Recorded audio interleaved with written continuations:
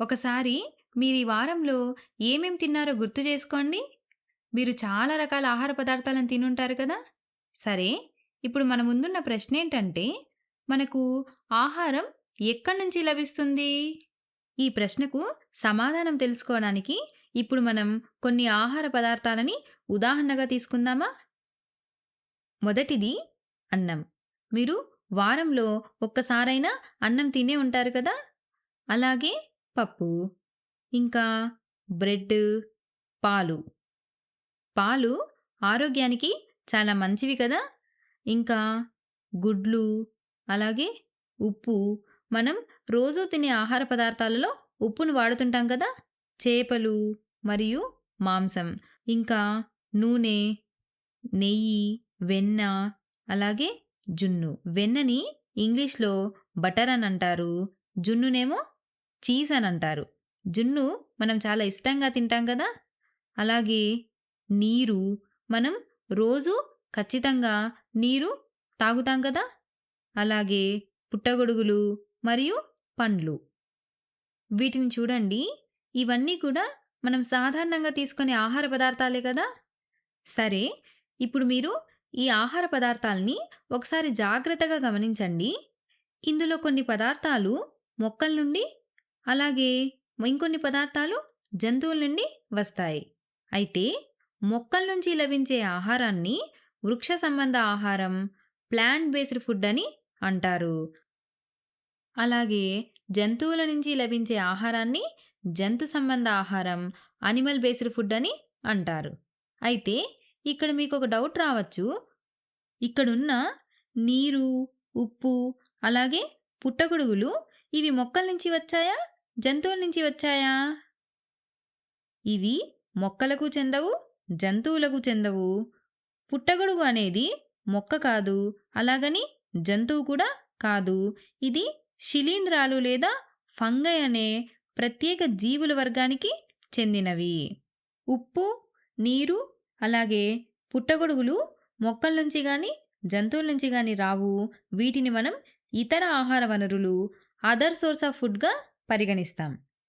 సరే, ఇప్పుడు మనం ఉదాహరణగా తీసుకున్న ఈ ఆహార పదార్థాలన్నింటినీ ఒక్కొక్కటిగా చదివి ఏవి మొక్కలు, అలాగే జంతువుల నుంచి వచ్చాయో లేదా ఇతర వనరులో మనం ఈ టేబుల్‌లో రాద్దామా? ఇక్కడ చూడండి. అన్నం ఉంది గదా! మనం అన్నం బియ్యం నుండి తయారు చేస్తాం గదా! మరి బియ్యం ఎక్కడి నుంచొస్తుంది? బియ్యం మొక్కల నుండి వస్తుంది కదా! అందుకే అన్నం వృక్ష సంబంధ ఆహారం. పప్పు, ఇందులో పప్పుధాన్యాలు, టమాటాలు ఇవన్నీ ఉంటాయి గదా! ఇవి కూడా మొక్కల నుండే వస్తాయి. కాబట్టి పప్పు కూడా వృక్ష సంబంధ ఆహారం. బ్రెడ్, ఇది గోధుమ పిండి లేదా మైదాతో తయారవుతుంది కదా! ఇవి కూడా మొక్కల నుండే వస్తాయి. కాబట్టి బ్రెడ్ కూడా వృక్ష సంబంధ ఆహారం. తర్వాతేముంది? పాలు. పాలు మనకు జంతువుల నుండి లభిస్తాయి కాబట్టి పాలు జంతు సంబంధ ఆహారం. గుడ్లు, గుడ్లు కూడా జంతువుల నుండే వస్తాయి కదా! కాబట్టి ఇది కూడా జంతు సంబంధ ఆహారం. సరే, మరి ఉప్పు? మనం ఇంతకు ముందే చెప్పుకున్నాం కదా! ఉప్పు జంతువుల నుంచి రాదు, మొక్కల నుంచి రాదు. ఉప్పు ఇతర వనరుల నుంచి వస్తుంది. ఉప్పు తర్వాత ఏమున్నాయి? చేపలు మరియు మాంసం. మనకు తెలుసు కదా!